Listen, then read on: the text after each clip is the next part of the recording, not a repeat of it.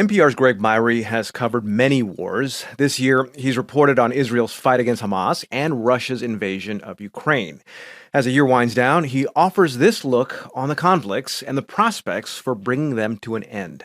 When I called historian Anne Applebaum to talk about the wars currently raging, she offered this stark assessment. I think we've reached the end of a particular period in history when it was even possible to talk about some kind of universal values or rules. I've seen this lack of restraint in Russia's invasion of Ukraine. It includes deserted villages, scorched homes, abducted children, and mass graves.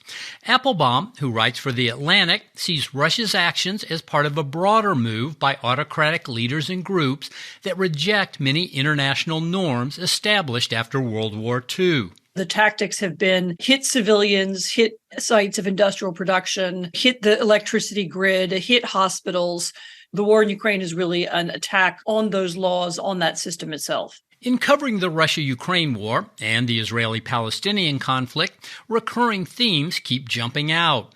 Both wars stretch back generations. What we're witnessing is just the latest eruption. Modern weaponry makes them deadlier, and accumulated hatreds make them harder than ever to resolve.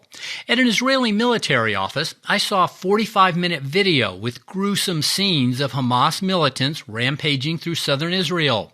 Much of the footage came from Hamas militants wearing body cameras, filming themselves as they slaughtered Israeli civilians.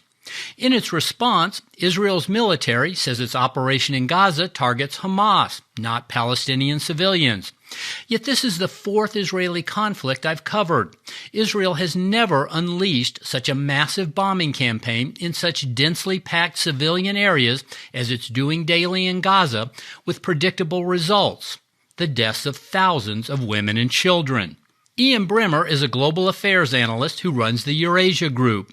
He sees two wars that will be very hard to solve. The Ukrainians believe a genocide has been committed against them. The Russians don't think Ukraine has a right to exist. The Mideast War is equally grim. Historically, Israel-Palestine has been the most challenging geopolitical issue out there. I don't think it's getting any easier with this war. Here's why. Israelis and Palestinians fought their first war in 1948. Now, 75 years later, the leading Palestinian faction, Hamas, says it wants to destroy Israel. And Israel's long-serving Prime Minister Benjamin Netanyahu vows to eradicate Hamas. During my most recent time in the Middle East, I was struck by how views have shifted across the spectrum, even among those who support an eventual peace deal. Look, we need a new administration in Gaza. Erel Margalit is a leading Israeli high-tech entrepreneur. He used to be in parliament, the Knesset, with the Liberal Labor Party, which supports a Palestinian state. He's a sharp critic of Netanyahu and says Israel needs a new government. He also says Hamas needs to be replaced with a Palestinian administration that's willing to build life rather than death, willing to build schools which don't have ammunition right underneath them, willing to build hospitals which doesn't have a maze of tunnels right underneath them. In the past, I traveled to Gaza dozens of times on my own. Now, Israel's bombing campaign has made it too dangerous. The military has only taken journalists in on brief, chaperoned visits. NPR's Palestinian producer, Anas Baba, has been our eyes and ears in Gaza. He recently described his devastated hometown, Gaza City, this way. This is not my city. I cannot even realize what street it is. I only can smell death, dead body under the rubble. Nothing is the same. The story of the intractable Israeli-Palestinian feud is well known. Far fewer know the history of the Russia-Ukraine dispute.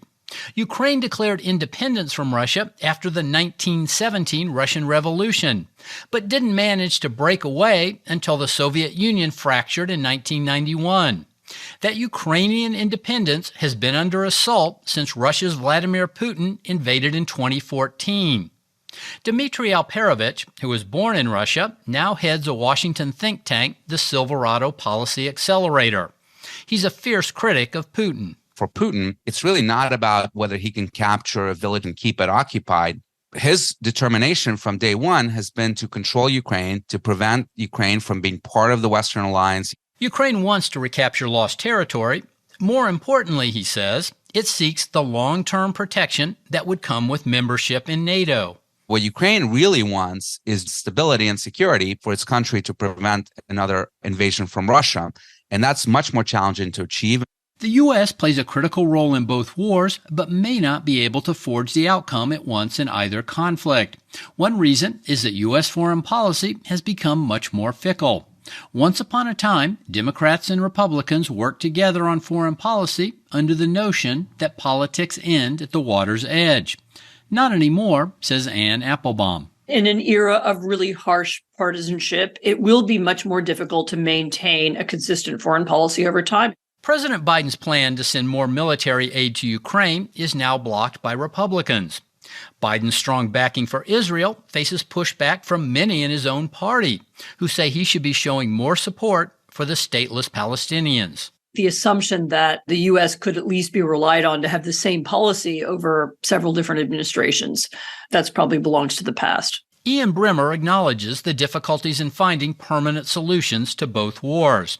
But he says the only real hope is for the U.S. to be fully engaged. A world where you don't have global leadership, where the United States is increasingly unwilling to be the promoter of global values, you will get more conflict. Today there are calls for ceasefires and peace talks, but both wars are a long, long way from a permanent solution. Greg Myre, NPR News.